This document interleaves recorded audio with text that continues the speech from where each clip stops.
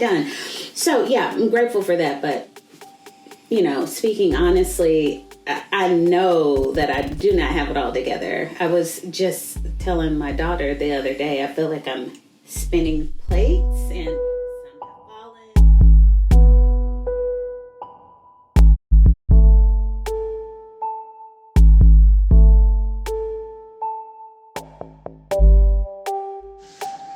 Hello and welcome to Authentic On Air with Bruce Alexander. On today's show, I'm sitting down with Regina Joy Lane.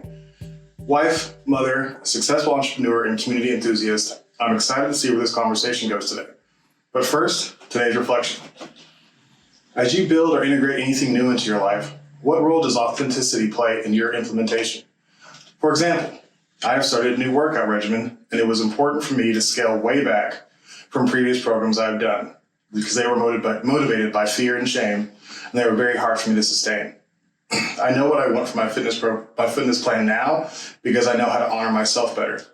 Do you think about things this way? Why or why not? As always, I'm genuinely interested and would love to hear any interesting, surprising, or revelational insights uncovered. So you can hit me up on Instagram, Facebook, Threads, or LinkedIn at Authentic Identity Management. Okay, so I'm pushing into a growth phase now. Regina and I have only had one real conversation to speak of, and she struck me as somebody who has it together. So I'm trying to step my interview game up because this isn't just my buddy doing me a favor. This is Regina Joy Lane. Welcome, Regina. Thanks for being here. I'm so happy to be here with you as well, Bruce. But let me be the first to say I do not have it all together. Let's start off right. It's funny. I mean, that's a really important thing about perception is that we all think that somebody's doing it better than us. Oh, yeah. 1 million people. I can give you 1 million people who are doing it better than me. Well, from our conversation, I thought you were doing it pretty well. And you've got some pretty solid success to say that you're doing something right. I'm grateful for the things I've been able to achieve. I am an ambitious woman, so of course I want to do more.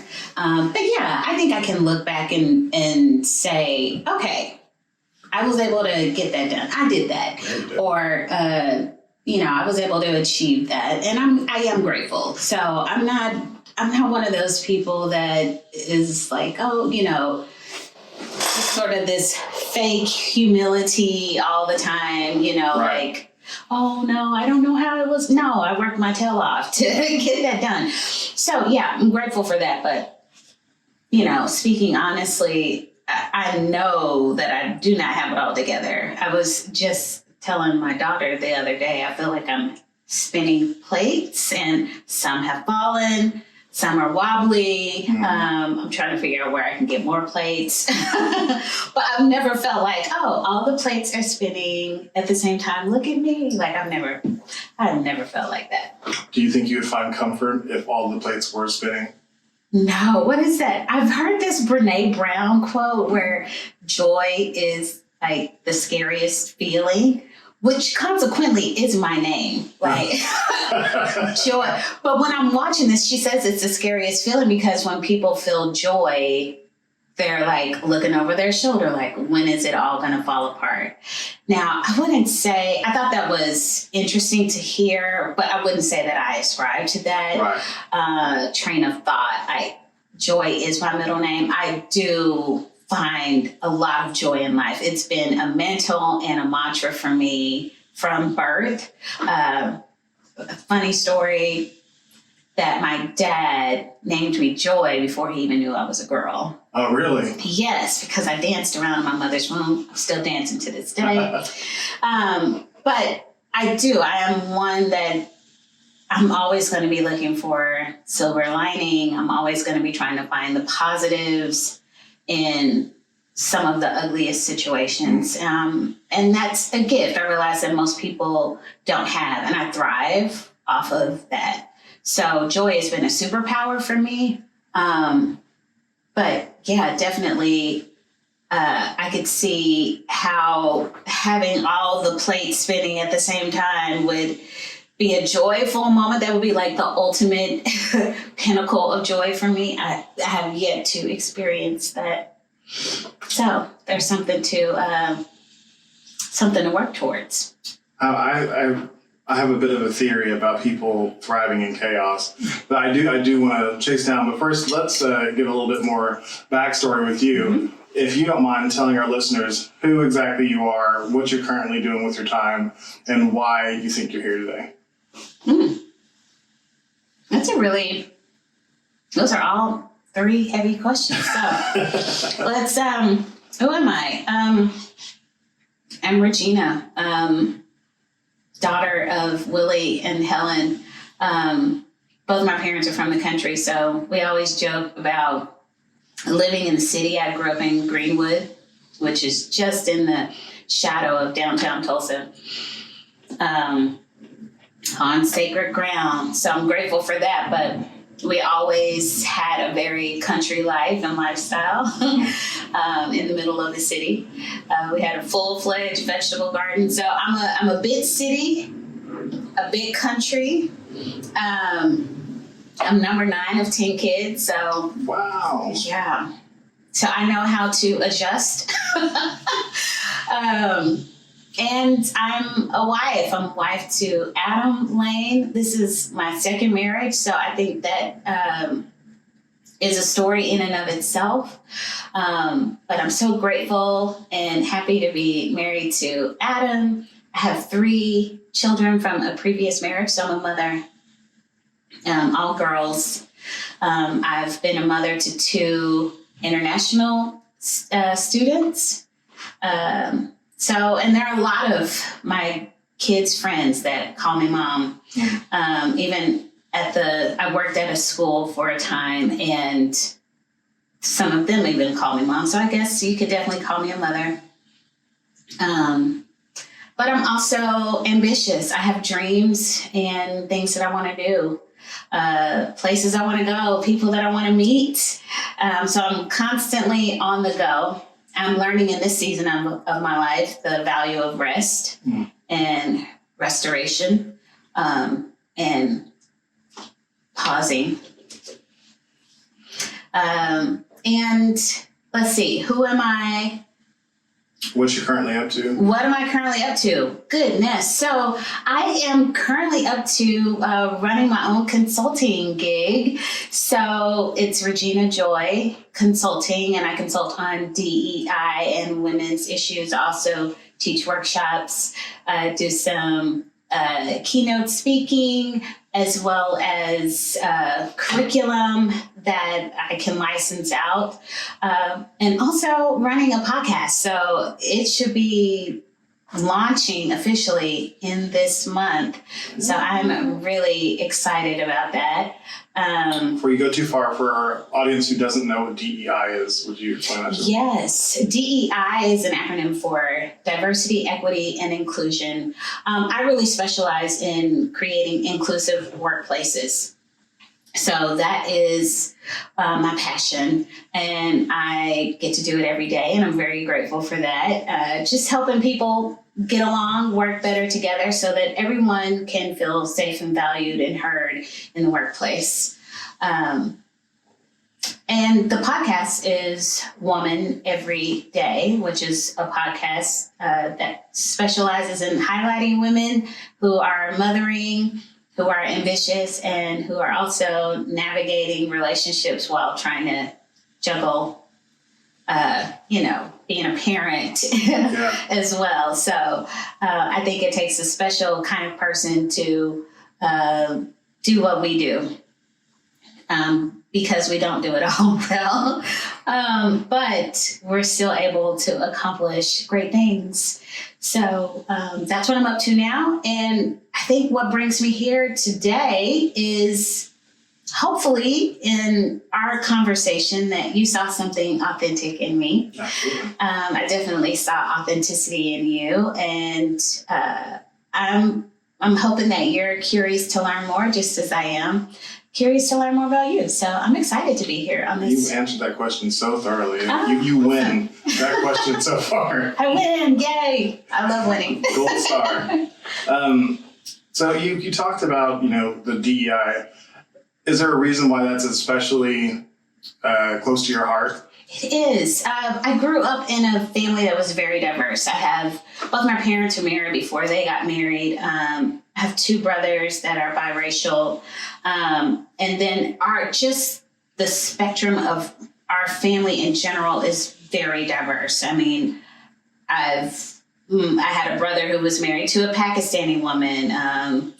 They have a son. I think diversity is beautiful. I think that learning about different cultures is a beautiful thing. So I've always been very interested, which is how I ended up with both a Chinese and a South Korean student living in my home. I think that we can all learn something from each other and that everyone has value if we take the time to know it. So it's been a lifestyle for me.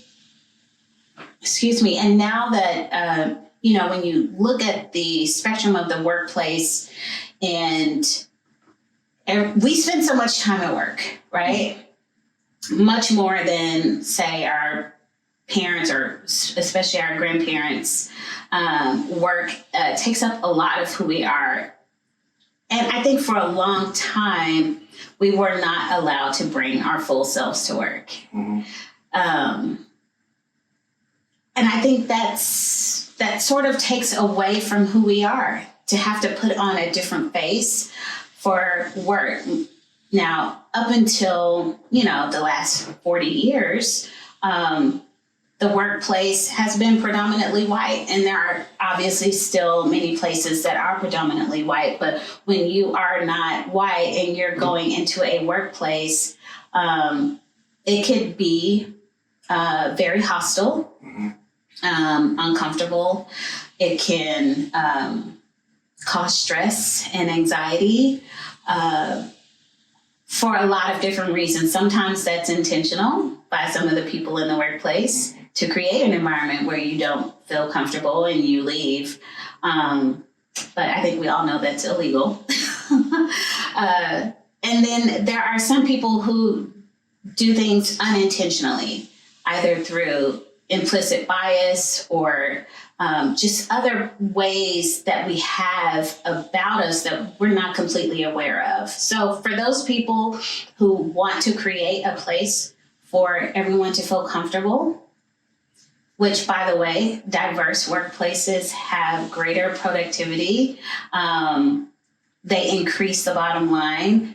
So if you want a place that is bringing the best and the brightest to your workplace, then you want to create an environment where everyone can come in and thrive, that people feel comfortable sharing ideas and collaborating with others in the workplace. And so if you want to build an environment like that, you call someone like me to come in and help dispel any hang-ups, any implicit bias that may be there. And it's a process. It doesn't happen overnight. The first layer is just becoming aware of it in the first place. Right. So making it a safe place for people to be themselves. And it takes time, and it takes intentionality and authenticity. Mm-hmm. And I think if more leaders could just acknowledge the fact that we don't have it figured out, right, that is the best first step to making progress in creating inclusive workplaces. That's really insightful. And you mentioned both intentionality and authenticity. Mm-hmm. And I was going to ask you, so this is, as far as I know, the second leg of your successful career life. Like, you started a business and were able to sell that off. In both this new venture and the previous one, how important was it for you to be intentional about building authenticity into your business as you were starting it from the ground up? That's really good. I mean, right now, this consulting firm is really centered on me. It's called Regina Joy. A lot of it is birthed from my own experiences, being Black, being a woman in the American workplace. has yielded many different experiences. And so if I can make it better for me, then my hope is that it could be better for all. And we're not even talking about trans people who can't even enter into the workplace to begin with. So, I mean, like, that's a whole nother conversation. So it's like once the path is clear and clean for even trans people to come into the workplace and thrive, then we're really going somewhere. But to go back to my first company, RJB's Concepts, it was a marketing company that really started off as a stationery and gifts company, because that's what I love. I love all things pretty. I'm a paper snob, I admit. So that is how I started RJB's Stationery and Gifts. And I would design my own stationery and sell it online. As a result, I ended up, I'm self-taught graphic designer, started building my own website. So I became a self-taught coder, developer, website builder, designer, all the things. I know way too much. I can really nerd out. I mean, nerd out on some web development. And as a result, I started getting clients like, who built your website? I did. Oh, can you build my website? Yeah, I guess, sure. I don't want to turn down any money. At the time, I was a stay-at-home mom, too. So I was like, sure, yeah, anything I can do to bring some revenue to this household. So after I started building websites, then I started getting more business clients who were like, oh, can you do my letterhead? I need business cards. And then that ventured and spilled over into social media. So before too long, I had a full-fledged marketing company. I had 8 employees and W-2 employees. Yeah. I just want to put that out there. Like, that's a whole nother ball game. I had office and we had corporate clients who were paying us, monthly fees to handle all of their marketing. We'd go in, we were doing video. So it was really birthed from my own experiences to a point where I even got away from the actual artistic practice of it, right? Because I ended up just sort of directing projects and had other people who were on staff. So I had a lot to do with my experiences and staying true to like what I wanted to do and how I wanted to do it. It sounds a little bit selfish, but definitely authentic to me. And, because people try to bring other things our way. And I'm like, not so much interested in that. These are the things that we do well. We would dabble in a few things to see if we wanted to, grow in certain areas. But after we created this full service marketing firm, things really took off in a big way. So was it how much it took off and you kind of lost the ability to focus on the creative that made you, in the end, walk away from it? Really great question. So me walking away had a lot to do with everything that was going on in my life at the time. So I told you I'm on my second marriage, which means there was a first marriage. And, never thought I would ever be divorced in my life. I had married my high school sweetheart, and we had been together since high school. We had been together over 20 years when we finally divorced. But I could see I was feeling very stressed, very overwhelmed, trying to run a business,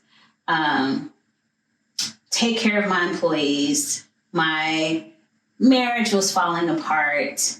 And you talk about falling plates. They're just crashing. I don't, even the poles that the plates was spin on, everything's falling. It's all falling. So at that point, it's sort of like, okay, I've got to do what's best for myself, for my girls.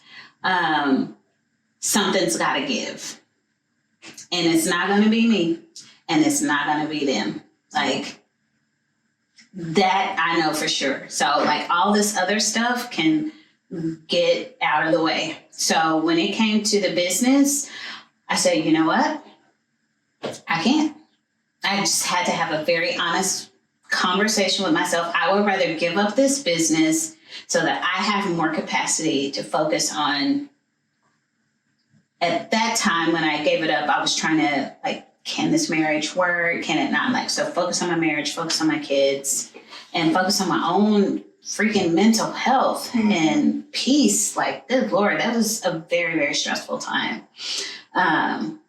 And I sold the communications arm to our communications person, sold the graphic design to the graphic design person, and that was that. The rest of it, I just kind of let it go. I kept the web design because it was easy and lucrative.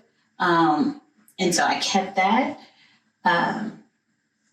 and ended up getting a divorce, which was very painful and long. It was a 3-year divorce and a 2-day trial. A 0 out of 5 stars. Do not recommend. I definitely do not want to go on that ride if I can. Oh my God, no. And at the same time, I can stand on this side and say I did everything that I could to save my marriage. And also, I'm glad that I walked away. And also, even though it was the hardest thing I've ever done in my life, if I had to do it over again, I would. So, really following down that path a little bit, how much of that decision had to do with honoring yourself? Yeah, all of it. Because I was being gobbled up in the process, like the stress, the weight. So even, and this is not why we got a divorce. And, I want to pause right now and give props to my ex-husband. We did the very best that we could.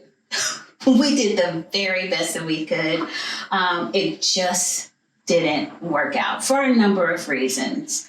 But I definitely saw myself fading away in the marriage, and not in I need a more prominent position, or not that. I found myself becoming quiet, tucking away. Like I was not myself.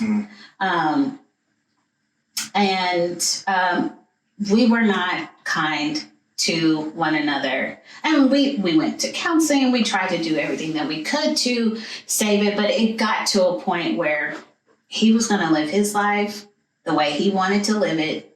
And I had a choice. Do I want to co-sign on that? And I choose no. I think I have a lot more life to live. I'm feeling squashed and suffocated, and like I am wilting away. And so I had to do something to save me. And I think there comes a point in everyone's life. I'm going to speak for women. But I think there comes a point where you realize the cavalry's not coming. You got to save you, and I'm saying that I'm putting a lot of emphasis on me, but I don't want to take any emphasis away from my faith either. I'm a believer in Christ, and you talk about being alone with Jesus. Like that was a season where, I think about the poem Footprints, where I just saw one set of footprints in the sand. Lord was carrying me through that season. So, I'm definitely glad that I got through it, and that we were able to bring the kids through it. But everybody suffered through that time. And in a lot of ways, we're still picking up the pieces from that season. I'm grateful for growth, and that we have gotten further away. And I'm grateful to have met and fallen in love with a man like Adam. He is like, I didn't know it could be like this. Like, what in the world? So I'm very grateful to have a partner that, here's a really good example. And this is not a dig on my ex-husband, because like I said, this was just kind of how we grew up, very much in a gender roles. So my ex-husband would work all day, come home, play video games. I would work all day, come home, cook, clean, kids, all the things. Right. Good Lord. It was like chipping away at me. Marriage I'm in now, we both work all day. I could come home, he's cooking. Or maybe I'm cooking. Or maybe we're eating out. He cleans. I clean as well. He probably cleans more than I do. I'm sure if he were listening, he would be like, I clean more. He did the grocery shopping the other day. Sunday. I did it yesterday. Like, so there's definitely a shared partnership. I feel like I have a partner. Yeah. So in the first episode we did, I was having a conversation with my wife, and she talked about the capacity to make herself small in situations. And what I'm hearing from your first marriage is that, I mean, you guys started as babies, basically. And as you both grew, you started to lose your capacity to grow as his shadow was casting over you. And some people have the capacity to make themselves small for a goal or for, an overall objective. But at some point you have to look at yourself and say, is this what I want? Is this what I want? Is this what I want? And it sounds like you had to make a choice, and you really did try everything. We did. I think, because first of all, we were both entrepreneurs. He had his own law practice. I had my own marketing firm. So we're both out here hustling. Like, that entrepreneurial hustle is like next level. And God bless if you have a spouse that is at home and can kind of hold down the home front, that's great. But it was both of us holding, hustling outside the home, but coming home, it was just me. And that's not the reason why we got a divorce. I feel like that is reconcilable, right? Right. The divorce was really more about the vows that we made that weren't kept. And so at that point, it's sort of like, okay, I got all of this. I'm like out here hustling. I'm coming home. I'm hustling at home. And you're not even keeping vows? Like, it's a no for me. And I will say, it wasn't a quick no. It took years for me to get to that place. Being a woman of faith, marriage holds a high regard. Oh my God, yeah. So to even, once I'm walking away from a marriage, like, boy, like, that is years and years of it's just not working well, like, at all. I have tried it all. I'm a ride or die kind of girl. I'm definitely a long suffering. I wish I weren't, but I am. God just made me a little bit different. So, yeah, I gave it all that I could. 20 years it's a good chunk of time. It is. So, being able to walk away from that and look at it in a way in which you appreciate it as a life experience, and you don't look at it as I wasted 20 years of my life. I feel like that takes a lot of self-awareness and a lot of, what's the word I'm looking for? Not humbleness isn't the word, I feel like. But they definitely... Oh, there's some humility in there for sure. Yes, humility, that's what I'm looking for. And, we were both well known in the community. A lot of people looked up to us and held us as a couple in high regard. So it really hurt too. So how did you reconcile that part? Because that speaks a lot to you honoring yourself as saying, I know that you all think this about me because I'm part of this couple, but I'm something different and it's not working for me the way everybody thinks it is. Yeah. And at the end of the day, quite honestly, I just don't feel like I owe anybody any explanations, I'm in a private relationship. What you saw is what you got. So, no fake news over here. I certainly wasn't faking it. I loved him for sure. And still have love for him, but it just got to a point where this is not the type of marriage that I want. Mm-hmm. Our ideas and ideals around marriage did not align anymore.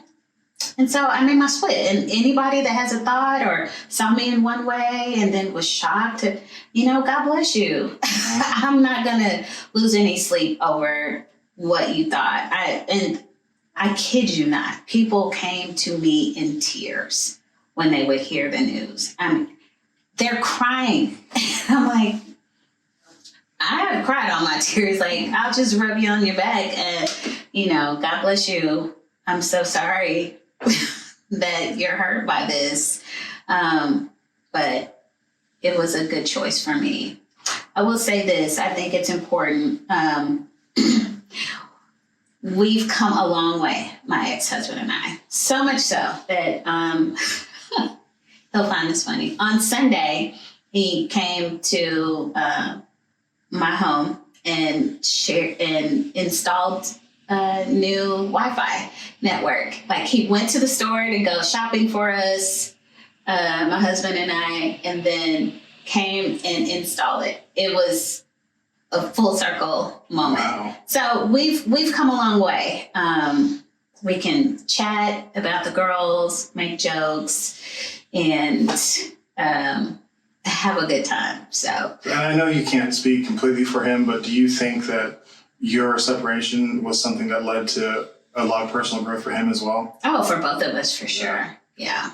Sometimes it really does take being outside of this, this collective that you've been part of for so long to really be able to look at yourself and see how you haven't been what the other person needed. Yeah. And for me, I was, like I said, letting go of myself. I needed to find myself. I was in a therapy session, and the therapist goes, "What do you do for fun?" And I could not think of anything. And I just started weeping. I was like, I don't know what I want to be when I grow up. Like, I just could not pull it from anywhere. And I was like, oh crap, I have completely let myself go trying to, support my kids, support my husband, because I was there through law school, through starting his practice and all of that. And it's like, I have given up so much of myself that I don't have anything left for me. And I love this. My therapist said this at the time, and I still carry it with me. He said, you can't pour from an empty tank. Mm-hmm. I know many have heard this before. He said, but you have to fill your tank first. So my homework was to, find something that I love to do and get involved. And that happened to be theater. Really? Long story short, my first degree is in musical theater. So I got back involved in the theater. And from that, I have now also started a theater company. Really? Yeah. Wow. Just from getting back to what filled my tank. So, I don't know that you have time to also have a theater company, but that's really amazing. It's all about the plates, man. It's these plates. So now if I were to ask you what you do for fun, would that be the answer? That would be one of the things I do for fun. So now there's multiple things. What did I say before? Well, no, before there was nothing. You didn't have anything to tell your therapist. For fun? Oh, yes. Yeah. Oh, so yes, now, my therapist, now yes. you've got multiple things. Oh, my God, yeah. Listen, my tank stays full. But from a full tank, I can be a better mom. I can be a better wife. I can be a better friend, better daughter. Mm-hmm. If I have nothing to pull from, you're getting nothing. You're not getting the best of me.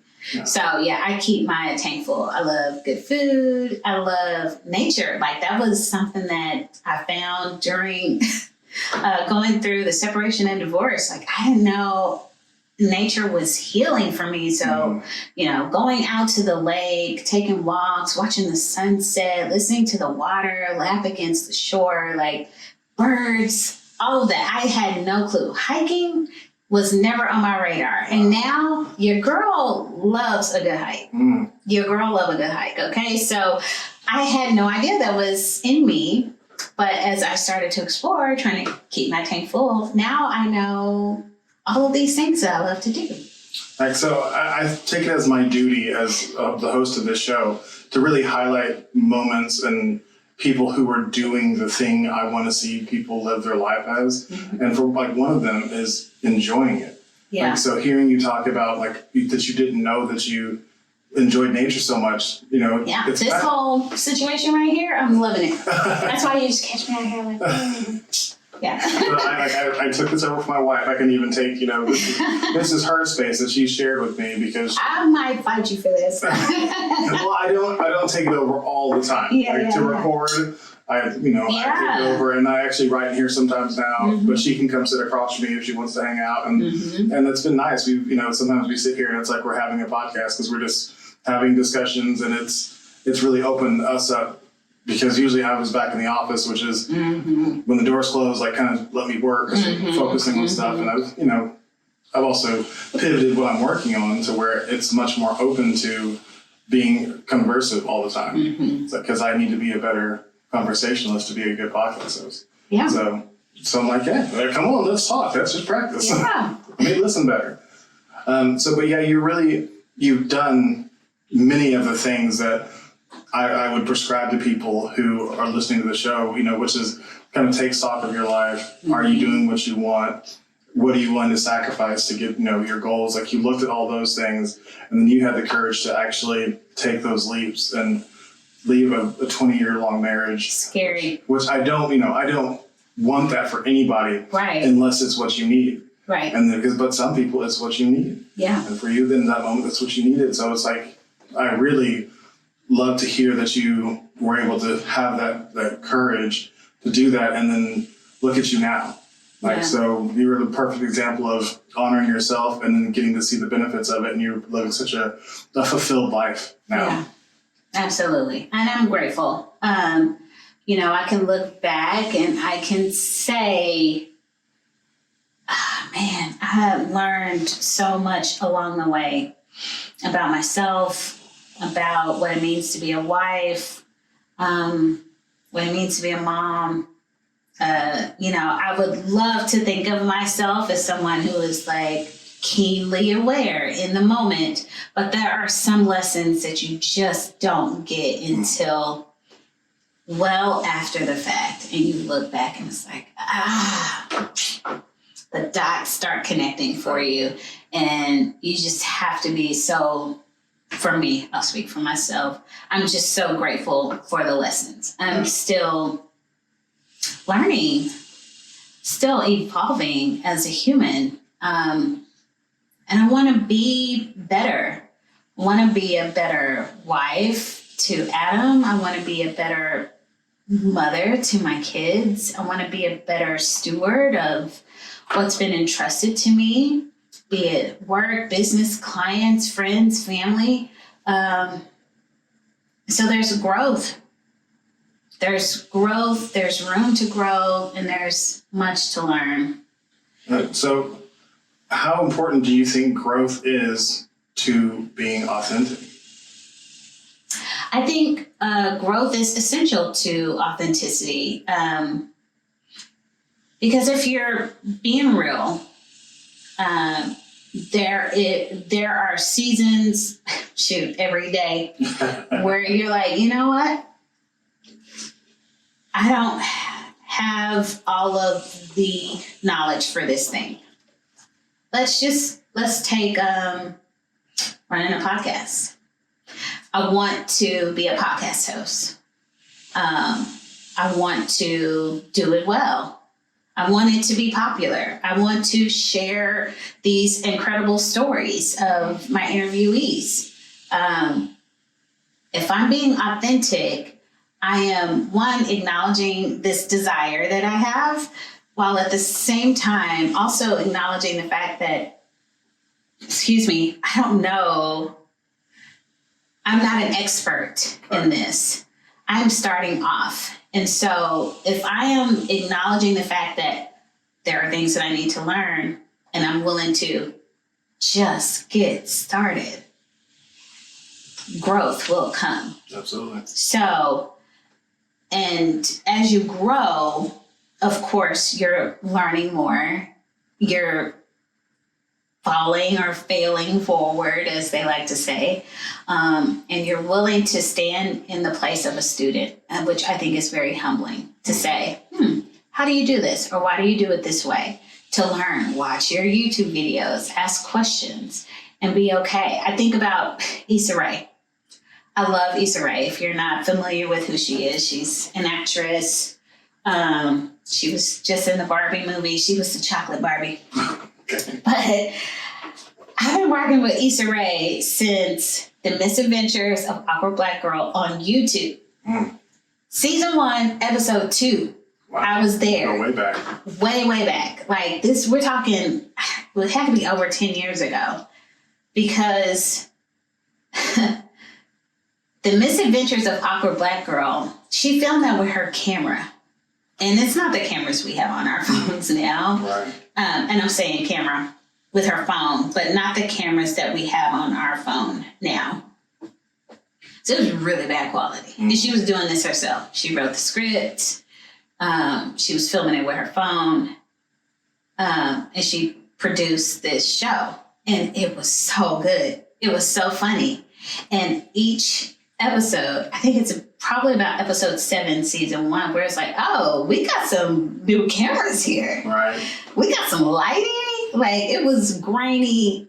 Like, and just to watch her evolve to go from, I think there were 5 seasons, maybe 7. It's an odd number, I know that much. But to do all of that, and by the end, she's got a production team. She's rolling credits. I mean, it's high quality, even though it's a YouTube show. Right. But that got the attention of cable networks who were wanting to pick her up. She had the pick of the litter, and because she wanted creative freedom, she went with HBO, and then we get Insecure, which is quite literally The Misadventures of Awkward Black Girl. Oh, really? Yes. Okay. Yes, it's like evolved, but it's the same premise, you know, awkward black girl growing up, trying to navigate love and, work. And so, man, just to be willing to be vulnerable and say, I just want to, make a TV show. Right. All I have is my phone. Just being real with what she has and being willing to grow is huge and very inspirational to me. And look at her now. Yeah, Susan. Like, Issa Rae. Like, it's Issa Rae. Like, she shows up, it's like, oh my God, she's the queen, right? So yeah, she's on my list of people that I'm like, if I could meet them, I would just want to ask all the questions. Yeah. So for me, the whole podcast thing was a quick turnaround because I had something to say and this platform to say it exists. And I'd I'd never thought of this platform before. My wife said she'd been thinking of me for podcasting for many years. And I was like, should have told me. I never even considered it. She was like, you love talking to people and you are good at it and you're smart and, you're doing all these things that don't really use your talents well. I was like, okay, well, let's do a podcast. Yeah. And, because of the other things I'm good at, being tech savvy, being able to pick things up quickly, in the first week after we made the decision, I had made my first podcast episode. And that's, and, I know that there's going to be a growth curve. There's going to be things I'm going to learn. It's going to get better as it goes. Getting the audience is going to be the hardest thing for me because I know that there's content that so many people can appreciate, so many people can learn, grow, and heal from. It's just getting in front of those people. Yeah. And that's the piece that I really feel like I'm missing is the marketing part. It's like, I know how to do it for other people, but thinking about it for myself, it's so frustrating whenever you're creating a thing, then you got to get it out in front of people. It's like, oh, yeah. Like, Yeah, but I'm it is excited to do it. hard, I'm to excited to pub do it. yourself. I'm excited for you as well. I'm excited for yours. I'm excited to hear the first episode. Me too. I was editing last night. So you talk about learning and growing. I'm like, man, in my mind, I thought I would edit it in Audition, Adobe Audition, but I ended up, through trial and error, I think I'm going to just be editing it in Final Cut Pro. Really? Yes. And then uploading that video. I'm doing a similar thing. I edited Yeah. Premiere, and so I'll do Adobe Premiere. Yeah. Then, I have the video portion and then the podcast portion, because I looked at Audition and I was like, it's not as close as I thought it was. Like, I know I've used it before, but if you're really trying to, really get good audio, I don't know how to. They have a podcast filter in Audition, which is why I was like, oh, yeah, we're doing this in Audition. And I have this new laptop, and the microphone on this laptop, I don't even need a plug-in mic. Oh, wow. It is so good. I don't know what it's a MacBook Pro. It's the M2. Okay. It's brand spanking new. Okay. I want to talk about. I spent on this little laptop, but it's maxed out, right? But I did not know that the microphone would be so good, and so because of that, now the next, which unfortunately, the first 2 videos are going to be SD. I thought I was filming in 4K, and I don't know how that happened. So we'll see. I'll be uploading hopefully today. What I've found so far is that 4K is not necessary for YouTube. Right. Like you need 1080. It can be 1080, and I think it's more than good. It doesn't look grainy, and also my wife told me, she's like, the video doesn't need to be great. Right. Like, people who are watching a podcast video just want to see a little action as they're listening. Yeah. They're probably washing dishes, or they're probably doing something else. It doesn't need to be great. And I was, because I'm thinking, I could be high quality. Like, I could really, because right now I've got a light set up, but it's just so the glare from outside doesn't make me look like a half egg face. Like, it was really bad the first one. I was like, okay, I've got to balance this out some. But it's like, I could bring in studio lighting and really try to do the whole thing. I was like, it's really about getting the podcast out. And the video, I'm hoping the video allows more people to hear the podcast. Right. But it's really not about that. Yeah. It's not about getting more video users. It's about getting more people to listen to the podcast. Yeah. And so I'm just like, let it go. Yeah. You don't have to be perfect in everything. Just try to have a good interview. Yeah. That's what I'm trying to be in control of now. Do your research, ask good questions, listen better, focus on those things. Yeah, and instead of, being paralyzed and not making a move at all because it's not perfect. Right. What is that? Exactly. This wife of yours, Yes. she's smart. She is. She's so smart. She kept me, so obviously.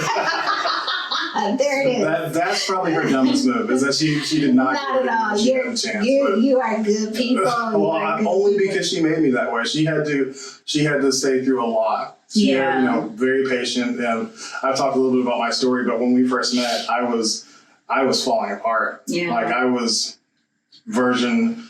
I think I said that was about version 1 of myself. Mm-hmm. And, because everything before 18 is just gathering data and trying to create a version. And then that first version was just so self-absorbed and also just terrified of commitment and being there for someone. And she saw through my BS and supported me. Yeah. She really has brought me to a pretty good version of myself. And I don't give all credit to her because I have done the work, but without her support, I wouldn't be. Yeah. I don't even know if I'd be here. A good spouse can change your life. Absolutely. Quite honestly. So it sounds like you definitely have a winner. Winner, chicken dinner. I know, absolutely. I'm not letting her go if I can help it, unless she tries to go. No.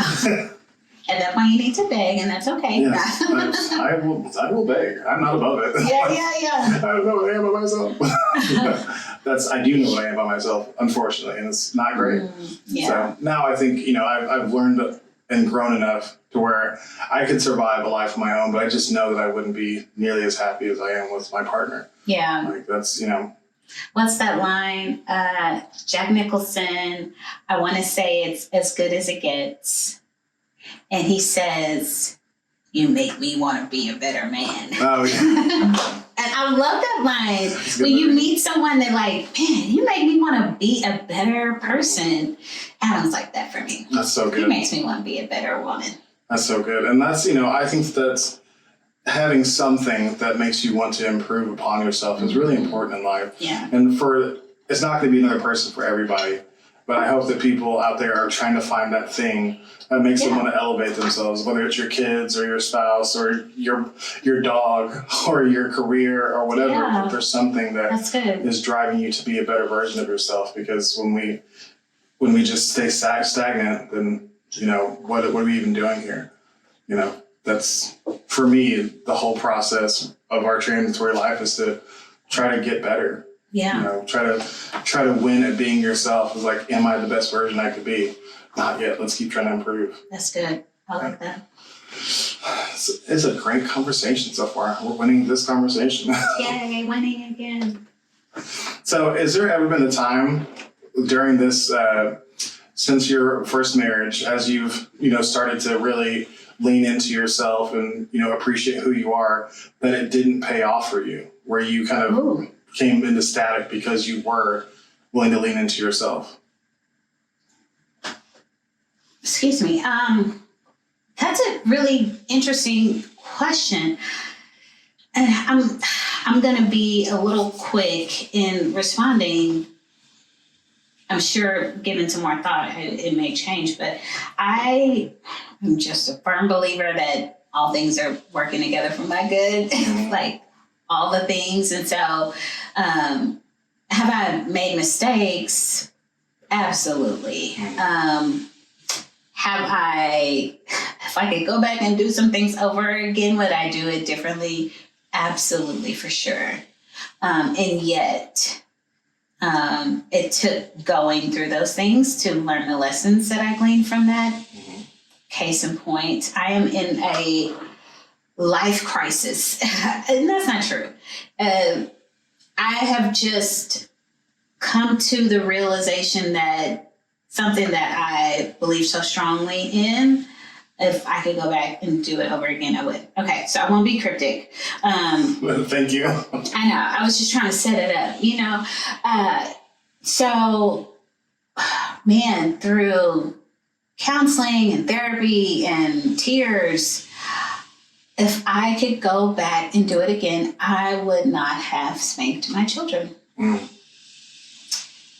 I just apologized to them about that. It was like a whole sit down, come to Jesus, tears and snot, like, I messed up. That was a mistake. My parents whooped me, clearly, because, country black people. Listen, I understand a few things. Yeah. So, but I think about this. So I love to tell this story. This is me, generation one, right? My father, I was born in 1980. My father was born in 1939. My grandfather was born in 1899. And his father, my great-grandfather, was born enslaved in 1847. So much of this trauma has been passed down through the generations. I've only been spanked by my dad one time. It is one that I will never forget ever in my life. 7 swats with a belt. I could not sit down for 2 days. We won't light fires in the grass anymore. We almost burnt that house down. But where did he learn that? Probably from his dad, who I've been told beat him with a wet rope dragged through sand. Oh my gosh. Well, where did he learn that from? Probably his dad. Hold on 1 second. That is my dog. Hey, Kate. Thank you. He wants to come join us.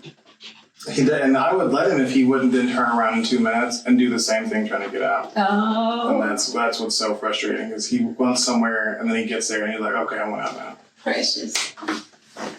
Yeah, so, I mean, that is intense.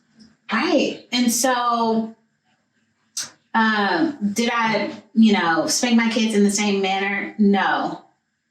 And in a lot of ways, I would think like, oh man, I'm not going to beat my kids like the way my parents beat me, but they got spankings. We had the little plastic rulers, the floppy rulers, like that was my go-to. It was traumatic for them. It was traumatic for them, and it had, did it get them to do what I wanted them to do in the moment? Yes, it was a very effective tool for controlling and disciplining my small children. But it had a lasting effect that I did not plan for, that it was not explained to me. We joke with my siblings. We're like, oh yeah, we gotta be grown up, but we're okay. But it's like, are we though? Exactly. All of us have anxiety, like every single one of us. And quite honestly, you talk about being authentic. I wet the bed until I was 11. Like, that's not okay. Right? And yet, I would never speak ill of my parents. They did the very best that they could with what they had. Mm-hmm. I did the very best that I could as a mom. But I have learned over time, unfortunately, after the fact, there was definitely a moment when they were still, adolescents, where I'm like, I don't think this is working. I think we should stop spanking, and we agreed to stop spanking. How old are your kids now? 21, 18, and 16. 16 in like a month. But the damage was already done. I regret that. I do. If I could go back and do it again differently, I would. So, I mean, I don't think it's hard to say whether our parents regret it or not. Mm-hmm. I know that my mom and I had argued about it whenever I told her I wouldn't spank my kids. Mm-hmm. And she's like, look how good you turned out. Right. And I'm like, well, at the time I wasn't really very successful, and I'd, been in trouble with the law, and I did have anxiety, and I was dealing with all these different struggles, and I hadn't even started to look at the big picture yet. Like, I hadn't even started to unveil those traumas yet. Now I know that I lived an entire life based out of guilt and shame and fear. That part. And I luckily, even before I unveiled that, I realized that I didn't want to spank my kids because it didn't feel right. Mm-hmm. And there was, there's a part, I spanked one child of my 4 kids one time. And there was a moment that it was like, this feels wrong. Yeah. And I've always tried to lead with my heart as a parent. And whenever my heart felt bad after it, I was like, never again. Because I got short-term results, and I still feel like I have the most distant relationship with all my children. With her out of all of my children. Yeah. And it's not something I can take back. Yeah. I apologized to her almost immediately, and she complied about the thing. And it's like, but do I want to raise compliant children?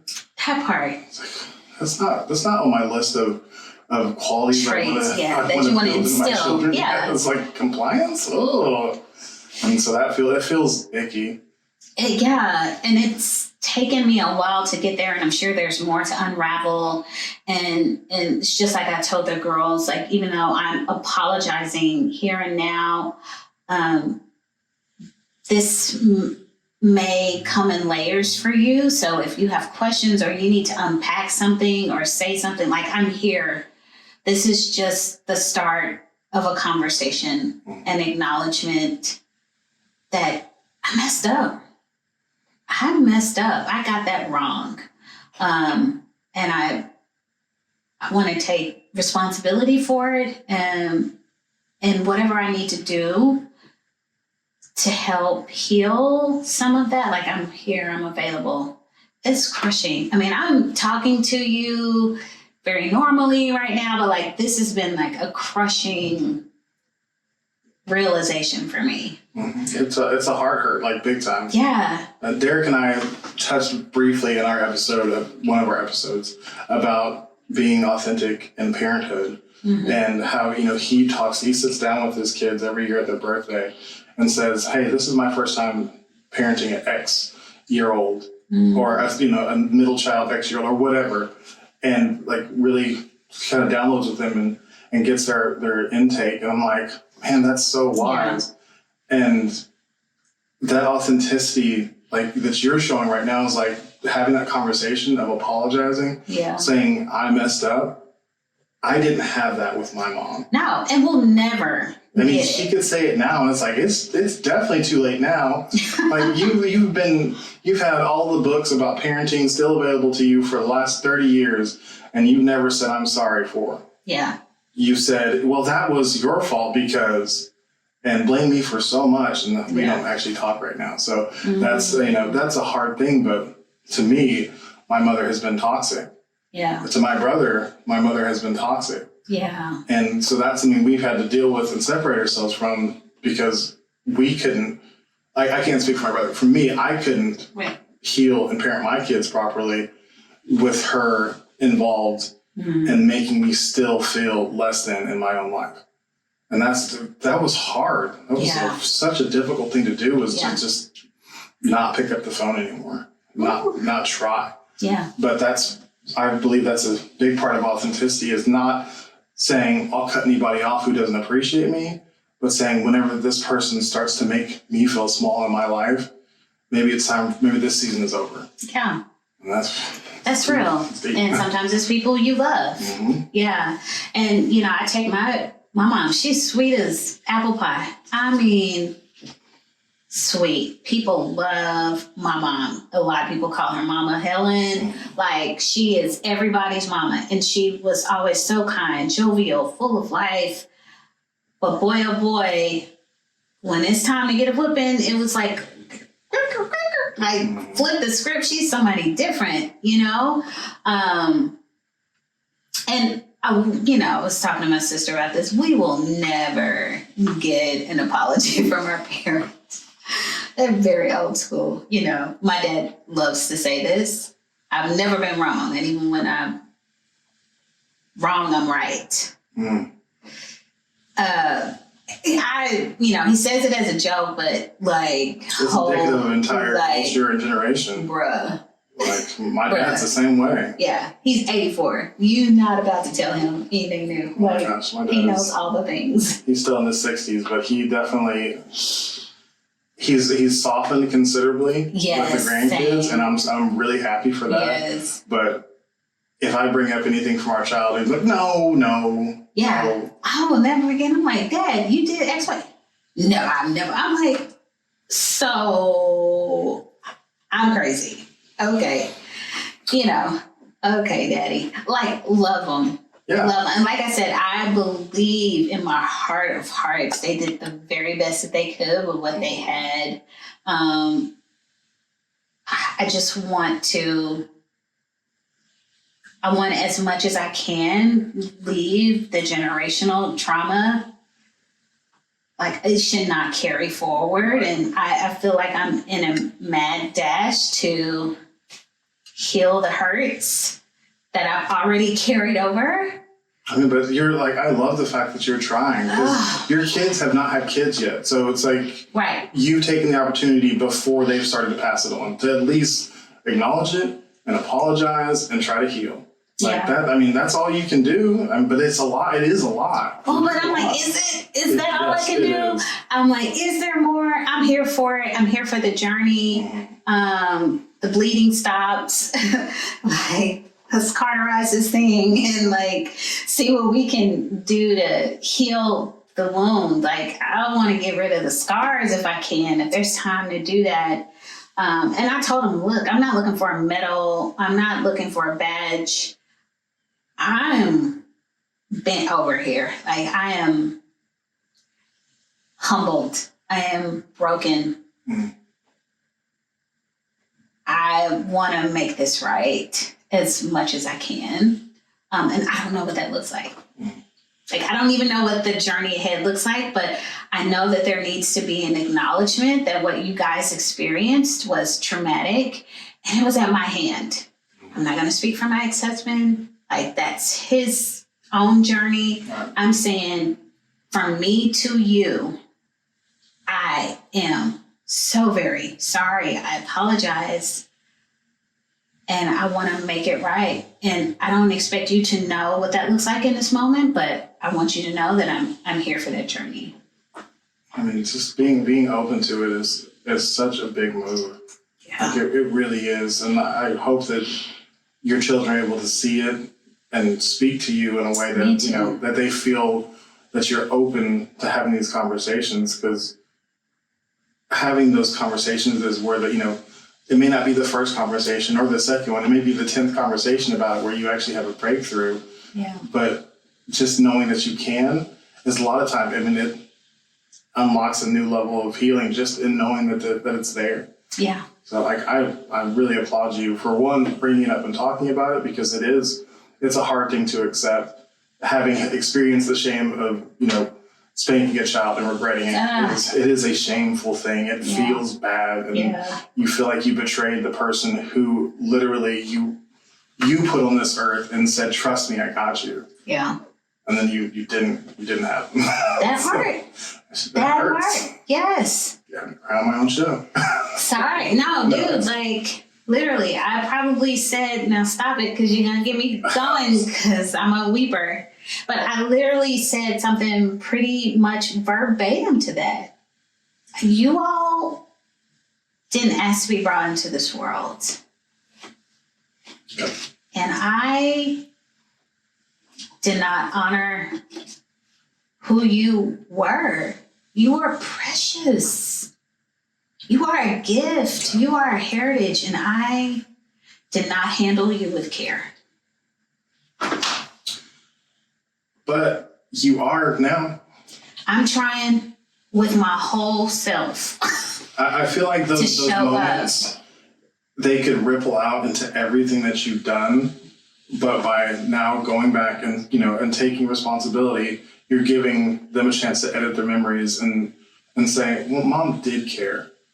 You know, it's easy, once somebody puts their hands on you, it's easy to let that bleed into everything else and say, this person didn't care about me because they put their hands on me. Yeah. I mean. Yeah, like, we would never, like, hit our spouse or a friend or my parents. But, like, there's this beautiful, precious, innocent child. Mm-hmm. Oh, my Lord. Like, I see it all. I see it all together differently now. And yeah, sweeping up the mess. I talk about our duty as parents. And to me, we have one job. Mm-hmm. Like, we are given these beautiful, perfect beings. And it is our job to bring them up in a way that they can represent that person as well as possible as an adult. Yeah. Like, and you're protecting them from all the traumas that shave that person away. And whenever you act as that trauma, it's like the ultimate betrayal. Like, you know, and I'm not saying that for you. I'm saying, you know, dealing with my own feelings, you know, towards it is like, wow, you did that. Like, you had one job, and not only did you do it or not do your job, you went and did the other job that you're supposed to be protecting against. Yeah. Part of being authentic is being able to look at things truthfully and honestly and call it what it is. Yes. And sometimes that's ugly. And you got to be able to accept it so that you can move on and create something beautiful. Beauty from ashes. Absolutely. That is, that's what I'm trying to do right now. My mom is one of those people who claims to be super authentic, right? She's, you know, well, I'm as real as you can get. Like, her favorite phrase was, I don't write the news. I just report it as I see it. Mm-hmm. The problem with that kind of attitude is that often you don't take responsibility for anything. Mm-hmm. You pass everything off to being somebody else's problem, or somebody else created that and you're just talking about it. But you are creating a problem by doing that. And you only see one side. Exactly. And me, I really want to be self-aware. And like, self-awareness is saying, here's what I'm not good at. Here's what I've done in the past that was bad. Here's what I'm still doing that's bad. I have to be able to look at those things and, and really face them and be vulnerable to letting them shape me and saying, like, I know that this thing is a weakness for me, and I have to know that, or else I can't improve it. Like, you can't improve weaknesses that you don't acknowledge. Yeah, that's real. That's real. And I thank you so much for sharing that with me. Like, I know that there are a lot of people working in the fire department, especially. I have this argument all the time about spanking your kids. Like, well, what if they're doing something dangerous? Like, I don't care. Like, I don't.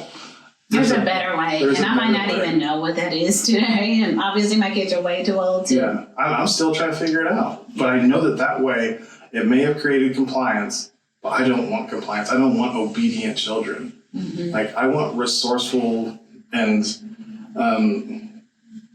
authentic thinkers. I want people who can provide joy and sustenance and fulfillment in their own life. And you don't do that by complying and being obedient.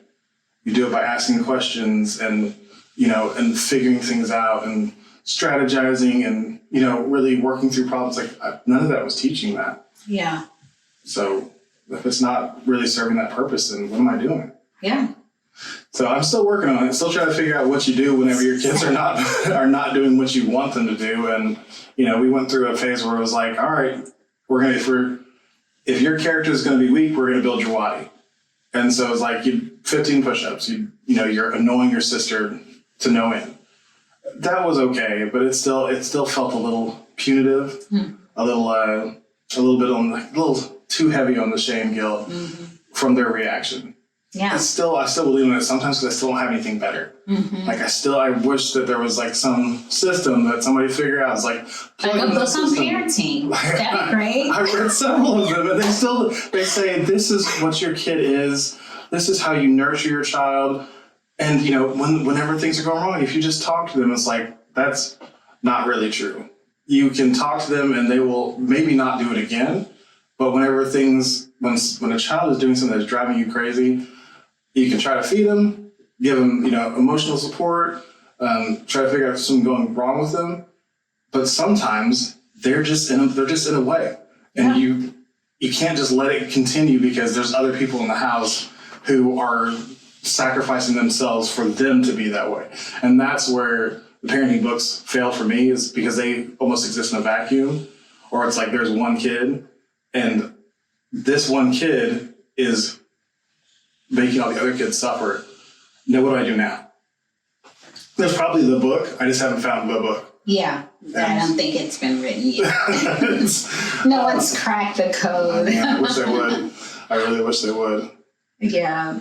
And then, yet it evolves, I think, depending on the culture. American culture is very interesting, especially right now. We've got social media and airbrushed pictures, and it's a very sexual, sex-driven culture, and drugs, and hypersexualized. Very hypersexual. So there's a lot of emphasis on that, and not really valuing humans. I mean, so those are some of the, negative things. At the same time, we're in a very innovative culture, lots of ideas and technology, and some of these things can be really great. And so it's hard to try and find a path that you want to build for your child. And yet and still, I don't get to decide which path my kids take. Oh my gosh. That's so hard. I do not get to decide. This is a true story. Today is Tuesday. So it was Sunday. Was it Sunday? It was Sunday night that we're having a talk with my oldest daughter she moved home a few months ago because she was going to transfer from OU to UCO. And just Sunday night, so that's been the plan. But just Sunday night, she's like, yeah, I think either I go back to Norman and go back to OU or take another semester off. And I'm like, what happened to the plan? And it's like, okay, I have to back up. This is not my life. Like in the middle of the conversation, I'm like, let me back up. I'm over here projecting. Wow, and that's so hard. Wow. It is difficult. Talk about self-awareness. Man, well, I mean, I had to, and I told her, I said, let me just stop right here. Like, whatever you need, like if school is too much right now, you want to take some time. Time out. Did my thing just die on me? Uh-huh. I think it did.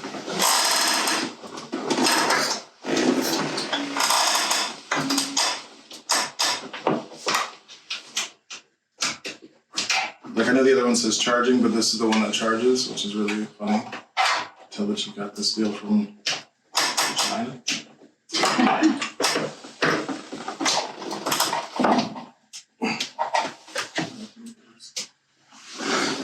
Hold on. So we're gonna pause for just a minute because it charges pretty fast. Yeah. But, No worries. Usually it tells me when it's gonna die, and that was a first.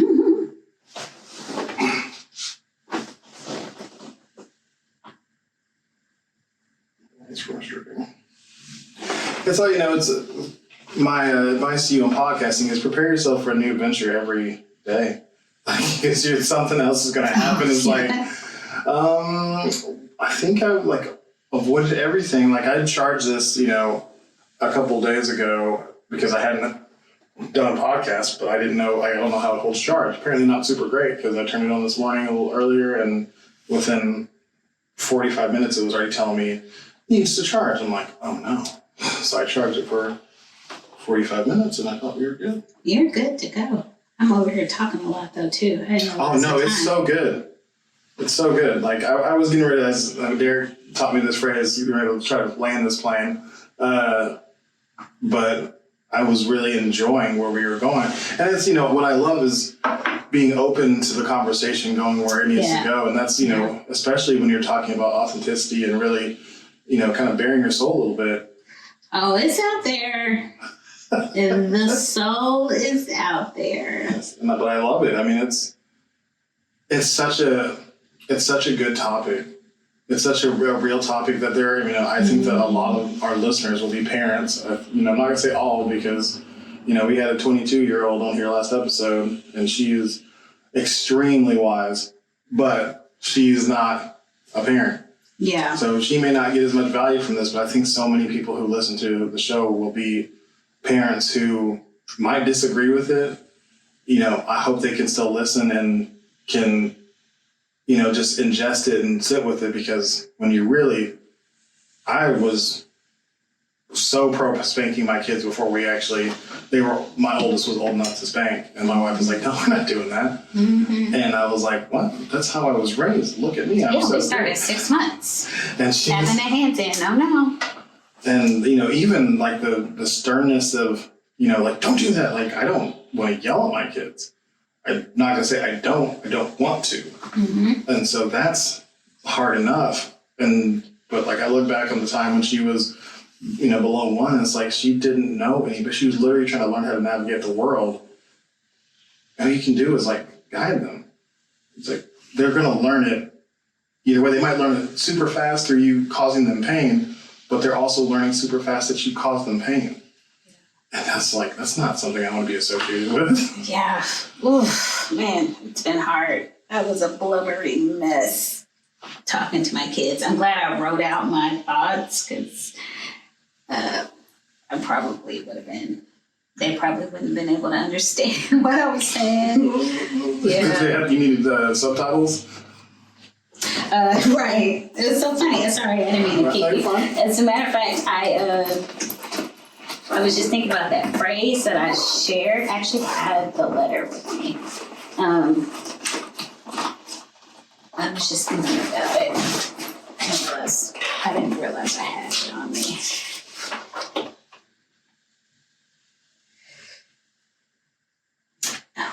We did not properly care for the tender human lives that we were blessed with. Mm. Jesus. How did they react? They were weepy and grateful, and they needed to process. And I think it went as well as it could have. So as far as you know, you have 3 daughters spanning it's pretty wide age gap. No, it's okay. There's not a lot of room there. No, was their experience pretty similar with you as, a mother spanking? Or, usually the first kid and the third kid get pretty different experiences, whether it's like you start out super harsh and you get super light, or you start out super light and you start to get harder because you're like, oh, this one is not doing what I planned. Yeah. I would probably say that all 3 had very different experiences. Our middle child is very much a middle child, deals with a lot of anxiety, ADHD. So it took us, we didn't realize she was ADHD until she was a teenager. At that point, we weren't even spanking anymore. So a lot of that stuff could have been reframed if I would have known better or had that knowledge. So she probably got the worst of it. The oldest probably had the longest instance just because she's the oldest, and then the youngest, she was so, I guess, tender-hearted, just very sensitive in general. So even though she had the shortest stint of spankings, it probably, just had a profound effect on her. Man, that's tough. Yeah. And like I said, I applaud you talking about it. And, obviously if they were weepy, like that means that you touched base like right off. And that's good. Yeah. Because they could have been hard-hearted already, and that's a whole different conversation. Yeah. And I really wanted them to understand, like, I'm not just like, okay, I apologize, it's over, let's not talk about it again. Mm-hmm. Like, this is the start.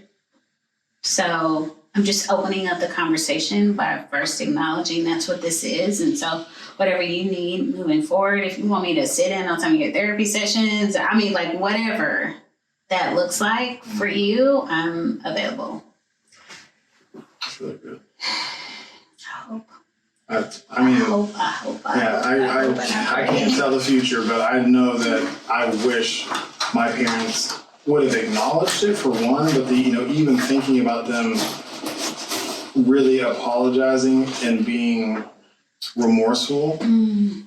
And then they both know I'm ADHD now, mm-hmm. and they never said, I wish that we would have known, because when you didn't do this and that, it wasn't because you were a bad kid. You just really didn't know what I wanted from you. You didn't understand the subtext, or you weren't able to focus on the thing long enough to finish. Yeah. That was I wasn't diagnosed till I was 19 or 20. Mm-hmm. So that's 20 years of behaviors that were being misattributed to me being a great kid who just doesn't want to do this and that. Yeah. Yeah, that part, which is, it's taken us a while to get there with my middle child, for sure. I remember the first time I gave her coffee. Some friends of mine are like, I actually spoke with the doctor about it, because they were like, give her coffee. If she calms down with the coffee, then she might be ADHD. Yeah. And so I talked to the doctor. I did some research online, and I was like, it seems to be a thing. So I spoke with the doctor. She was like, try a little coffee, and if it works, then let's move forward in the discussion. I gave her coffee, and for the first time, she did the dishes without having to be redirected. Mm. It was like, boy, oh boy, oh boy, oh boy. Yeah. And so her medicine, so to speak, was coffee for the first 2 years. So through middle school. So that was 7th and 8th grade. It might have been 6th grade too. 6, 7, 8. And then by the time we got to high school, coffee wasn't cutting it. So we did Ritalin, Adderall, Vyvanse, something else. Strattera, Concerta. Concerta's a good one. Yeah. Well, at least for how you feel. Yeah. I tried Concerta for a while and I thought I was doing great. Then my performance review came in. They're like, "You've gotten so much slower. Like everything you was like," because I got really good at focusing on things being perfect. I was like, I'm creating, which my job was not to create beauty. My job was to stock the meat counter. And so I was like, that's beautiful. I'm doing such a great job. Everything looks so good. I was like, it's supposed to look good, but it's supposed to be stocked fast so people can get what they want. Yeah. I was like, oh, this masterpiece looks so good. And they're like, you just move so slow. I'm like, oh, it just crushed me because I was not self-aware about that at all. It was like, I need to try something different. Yeah. It took me a long time to get it right. Yeah, she's headed off to college. As a matter of fact, she's probably there today. She have good study habits now? No, this last year there's been a shortage on ADHD meds. Oh yeah, it has been a struggle. Yeah. So she didn't have them her whole senior year, and she's not taking anything right now because I think she'd have to get a new prescription.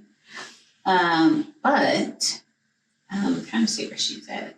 If that wasn't a major crisis, then she's doing pretty good. Like, because for me, whenever I can't get my medication, I'm like freaking out. Barely graduated. Oh man. But I mean, she graduated. But she's a dancer, so her major is dance. And She's not going to Oklahoma City? no, she looked at OCU, but she got a scholarship to UCO. And she's going to major in dance and international business. You can swipe through those. She the one right in front? Yes, that's my She's point. fierce. Yes, she is. She's beautiful. Thank you.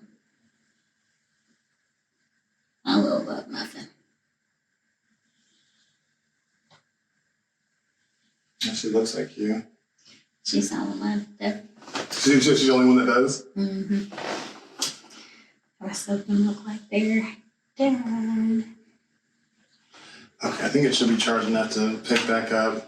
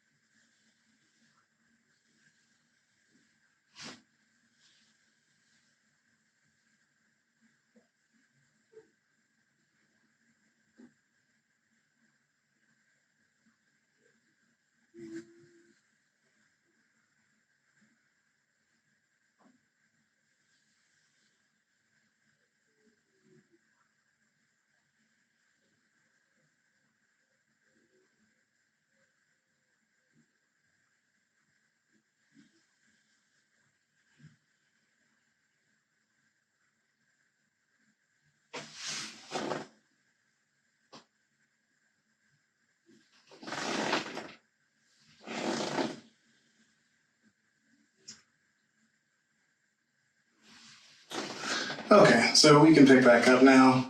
Had a little bit of a technical difficulty there. So you were saying, I just listened back to it, you were talking about projecting your vision on your child. Yeah. So, mid-conversation, as she's switching gears, she was supposed to be going from from OU to UCL, and she was going to stay at home, and I thought we had a plan, and she's like, I want to do something different, and I could hear myself sort of projecting what I wanted and what I thought her path should be. And I had to stop myself mid conversation just to pull back and say essentially, whatever you need during this season. Like, I trust you to make the best decisions for your life. And if you need some support, we are here to support you. And together, we came up with a plan. But it wasn't my plan. And I did not push my plan. And that's a hard thing to do as a parent. But also, and she loves to throw this in my face, and she is really good at this. She says, Mom, trust your parenting. I'm like, how dare you? The audacity to put that in my face. Okay, all right. She was like, do you not trust your own parenting? I'm your child. You raised me. Like, man, okay, let me back up. That's hard. Yeah. It's hard. So, yeah, she's going back to OU. Sooner, so I mean, I'm happy. Well, that's my alma mater twice over. But I'll also let them know, because OU fans they can be hardcore. So I've let all of my kids know, like, yes, OU fan, big OU fan. Like, that's my alma mater. That's my home base. But I will support you wherever you go, even if it's that other university in Stillwater. I will put out some orange and black. With that one. The other orange one, I would have. Which other orange one? Oh, yeah, that place. That would. I don't even know what you're talking about. Is that like it? Like, oh, that college does not exist for our family. It is so hard to get into that school. They do not like Oklahoma students. Well, good. We don't like them either. That's okay. One of my Chinese babies, she was trying to get in there, and they just, historically, having worked at a high school, they just historically do not accept a lot of.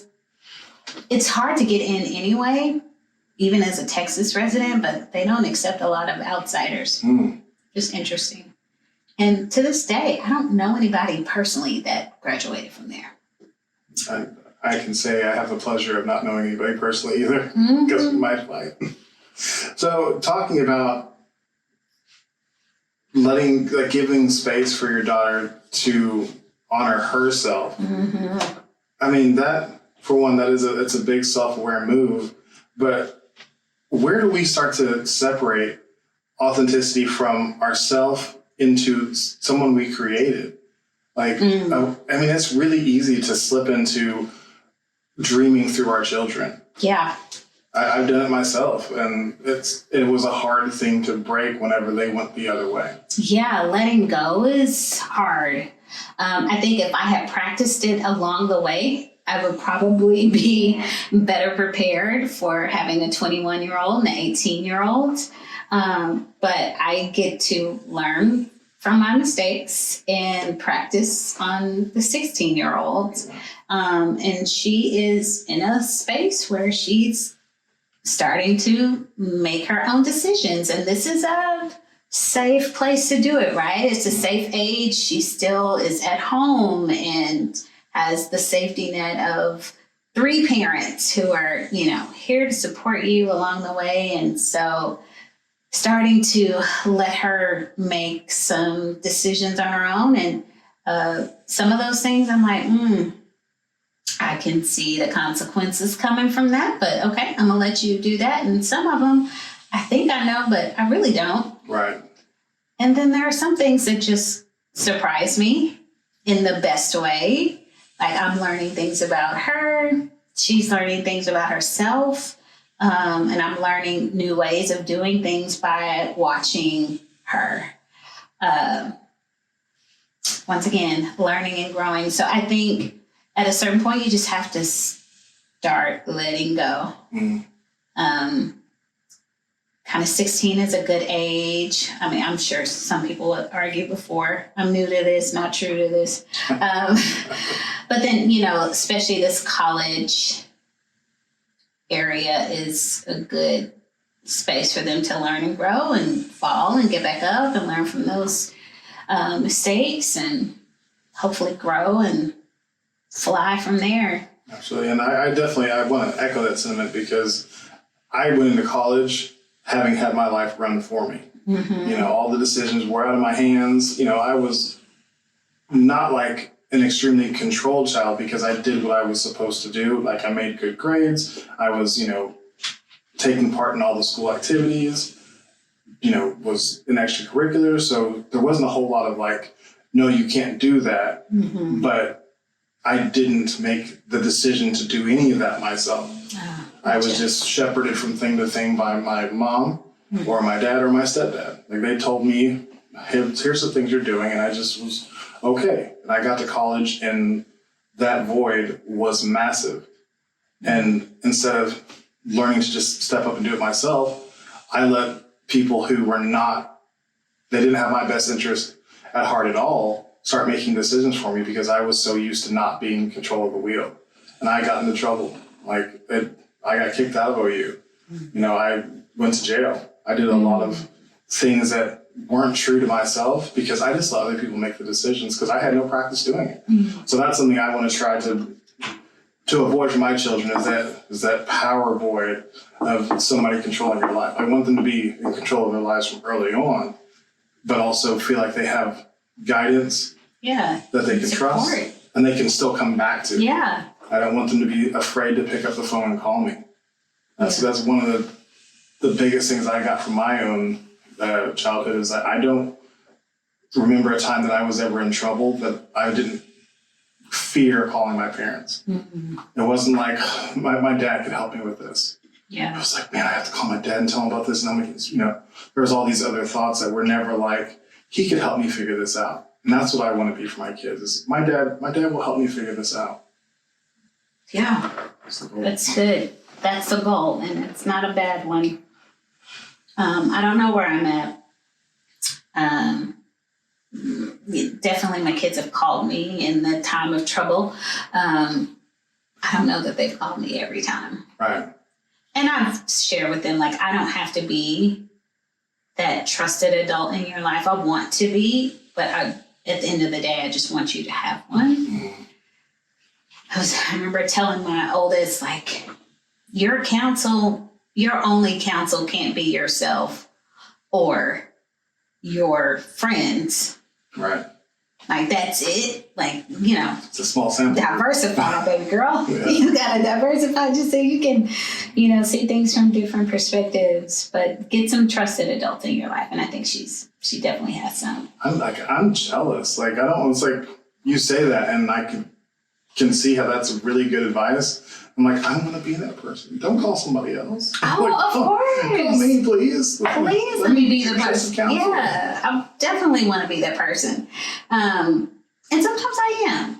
And even when those moments come, I'm sure if they're listening, they're laughing. I have this thing that I do where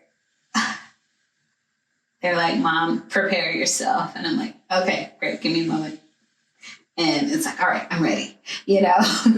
Because, it may not be good news that I'm hearing. Like, we might be in a pickle jar and we need to figure out how to get out the pickle jar. And it's like, okay, all right, I'm ready. Or sometimes they'll say, okay, I'm having this problem. I'm like, okay, hold on, give me a moment. And I have to go through all the things. They're coming to you for help. This is a good thing. This is not an uncommon challenge. Like, Right. And like, all right, I'm ready. And sometimes I have to I said, let me go into girlfriend mode. Like, just because if I go into mama mode, I'm going to be like, what have you done? I can't believe, but I can't. I want them to trust me. I want them to come to me. And I want to make sure that they're getting good counsel. And so if they're willing to share and be open, I think that's a good thing. Sometimes we might need to prepare ourselves, take a pause. So, yeah. Well, I think this has been a very insightful conversation, and I could keep talking all day, but for one, I had to edit that, and that's Nobody wants to edit the wrong podcast. But for people who liked this conversation and want to hear more of you, where can they find out more about Regina Joy Lane? You can, this is really hard, so pen and paper, reginajoy.com. Oh, that's super hard. So hard, I'm telling you.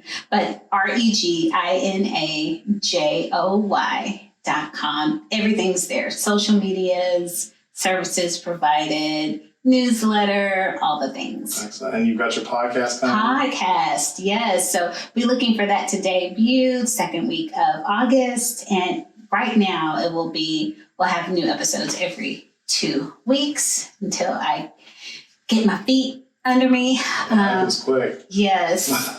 And get a nice flow of editing and all of that. I would love to do it every week. I think that this episode should air the week after you air. Oh, perfect. So I think that, if you want to send people this way, it's like, if you enjoyed listening, go listen to me again on Yes. If you enjoyed this podcast, you can hear more from me at the Woman Everyday podcast. If you want to learn more about that, reginajoy.com/podcast. Ooh, love it. Well, Regina, thank you so much. And to our listeners, if you've enjoyed today's episode, please subscribe and check out earlier episodes as well to help support the future creation of great content. You can also follow me at Authentic Identity Management on Instagram, Facebook, Threads, and LinkedIn.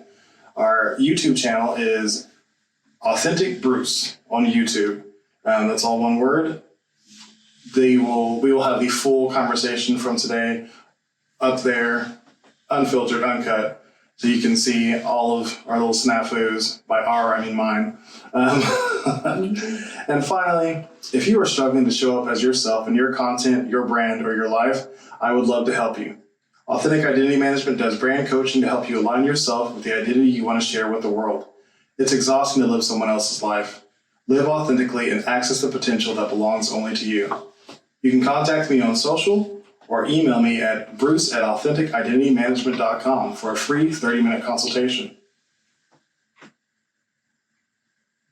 I'm just going to say thank you again to Regina.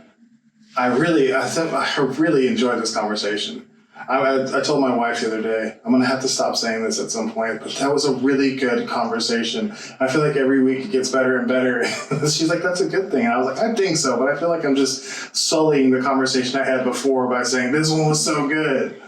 But I really hope that people found something that they can take away and think on and challenge themselves to grow a little bit more. As always, I'm your host, Bruce Alexander. This has been Authentic on Air. Until next time, be yourself, love yourself. Bye. Awesome. Ooh, how was that for you? That was awesome. I enjoyed it very much. Didn't really know what to expect, but I'm grateful for the conversation and hopefully it helps somebody. I'm always thinking about, how my kids or, even my ex-husband or my husband, may take it in if they listen to it. So always trying to be careful with my words, especially with my ex-husband because, obviously it ended in divorce. It didn't go well, but we've also come a ways from that. I mean, we've been divorced for 3 years now. We've been separated for 6. So, we've come a long way. And I'm grateful for that. Yeah, absolutely. So, I mean, I think the way you spoke about all of it was very respectful, and you definitely gave your husband credit for continuing to work. And you guys are obviously in a much better place now, and that's amazing. Yeah. Like I said, like my main model for divorce is my parents, and they, as far as a couple years ago, still could not be in the same room without giving glares and there being murderous intent in the air. And it's like, they've been divorced for over 20 years. Yeah. And my mom has been remarried for a very long time with that, and still they can't get along. So You're doing much better than what We're trying. I mean, it was definitely oil and water there for a minute. But, yeah, very grateful for where we've come, for sure. I will send you the podcast cover whenever I finish that, so you can share it however you want to, and Yeah, love to. talk about recording on the show. I will talk about having you. I will plug you as much as I'm able. I really don't feel like I get any traction on social media, so you might not feel anything from it, but I try. No, it's okay. I'll share it as well. So it'll be good. I'm going to share right now just a little